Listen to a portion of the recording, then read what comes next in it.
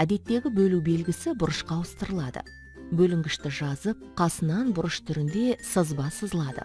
Бұрыштың жоғарғы жағына бөлгішті жазамыз, төменгі жағына бөліндінің мәнін жазамыз.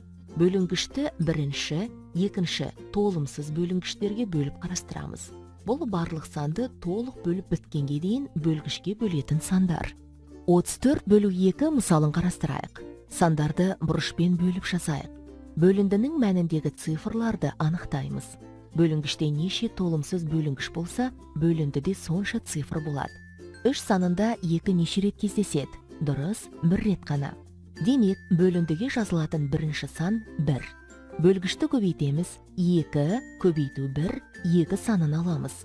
Шыққан нәтижені бөлінгіштің бірінші саны 3-тің астына жазамыз және баған түрінде азайтамыз. Яғни 3-тен 2-ні азайтамыз, 1 шығады. Біз көріп тұрған сан бөлгіштен кіші 4-ті түсіреміз. Ойланайық, 14 санында 2 неше рет кездеседі? Дұрыс, 7 рет. Бөліндіге 7-ні жазамыз.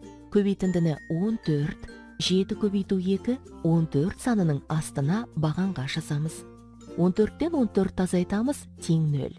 0-ді бірліктердің астына жазамыз. Сонымен баған түрінде жазбаша бөлудің мәні тең 17.